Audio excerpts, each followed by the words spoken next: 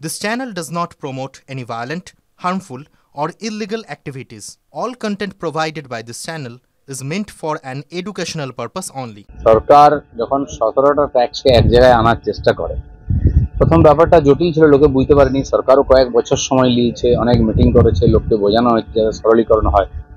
আজ 17বার ট্যাক্সের লোকেরা ঝামেলা করা সব উঠে গেছে, এত সরল হয়ে গেছে। নিজেরা বসে বসে নিজের ভরে দিচ্ছে জিএসটি এবং ফেরত পেয়ে যাচ্ছে। এই সরলীকরণ হওয়ার জন্য লোকেও ট্যাক্স দিচ্ছে, ফলে সরকার যেটা মাসে 40,000-এ শুরু হয়েছিল জিএসটি, এখন 2 লাখের বেশি, 2 লাখ কোটি টাকার বেশি ট্যাক্স সরকারের কাছে আসছে, সাফিসিয়েন্ট। তো সরকারের মনে হয়েছে কিছু কিছু সেক্টরে যদি আমরা কম করি তাহলে সাধারণ মানুষের সুবিধা হবে। তো যে যে সেক্টরে দরকার আছে করছে। আর এখনো হয়তো আমার যেটা মনে হয় আরও কিছু জায়গা আছে যেখানে ট্যাক্স সেখান থেকে আসছে না সরকারের, বা ফাঁকি দেওয়া হচ্ছে, সেগুলো যদি সরকার ধরে তাহলে সাধারণ মানুষ অনেক রিলিফ পাবে। আর সেদিকেই যাচ্ছে। সরকারের হাতে টাকা আছে, সরকার সুবিধা কেন দেবে না লোককে? সাধারণ মানুষ খুব খুশি হবে। যেভাবে পাশাপাশি দেশ থেকে বিদেশিরা অবৈধভাবে ভারতবর্ষে ঢুকেছে, আর তাদেরকে বার করার দরকার আছে। প্রথম তো চিহ্নিত করার দরকার আছে। চিহ্নিত করার পরে কি করবে? তাদেরকে আলাদা করে রাখতে হবে, তারপরে ফেরত পাঠানোর জন্য কথাবার্তা বা যা হয় সেটা হয়। বিশ্বের সব দেশ, সেই দেশে বিদেশিদের তারা অ্যালাউ করে না।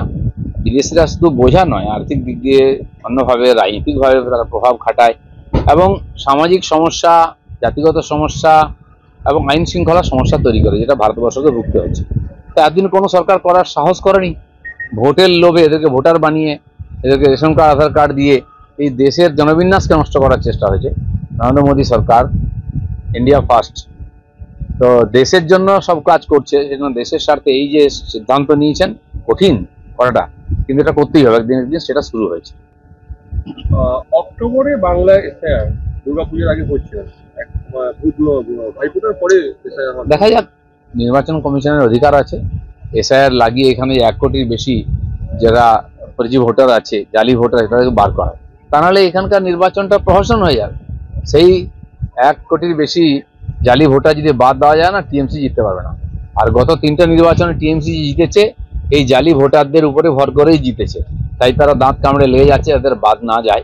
একটা কঠিন লড়াই হবে, কিন্তু এটা একদিন করতেই হবে। তা নাহলে এই নির্বাচন আর কোনো নির্বাচনের মানে হয় না। আর আমার বক্তব্য, যতক্ষণ এসআইআর পুরো হচ্ছে, নির্বাচন যেন বাংলায় না হয়। ঠিক আছে, ব্যানার লাগিয়ে দিয়ে কিছু লোককে নিয়ে এলে কোথায় কি জয় হিন্দ, কোথায় সংগঠন, কোথায়? এরা তো যখন বন্যা হয়, খরা হয়, কোনো দুর্ঘটনা হয়, দেখি না জয় হিন্দ ফহিন্দ কি করতে আছে। ভোটে কাজে লাগাতে হবে কিছু লোককে সুবিধা দিয়ে। এই যে প্রত্যেক বুথে 10 লাখ টাকা আসছে, এসব বিতরণ হবে, ক্যাডার খোঁজা হচ্ছে। আবার এই যে পরিযায়ী শ্রমিকদের নামে কয়েকশো কোটি টাকা হবে, বিতরণ হবে এদের হাতে, সেই সব লোকজন খোঁজা হচ্ছে, লিস্ট হচ্ছে।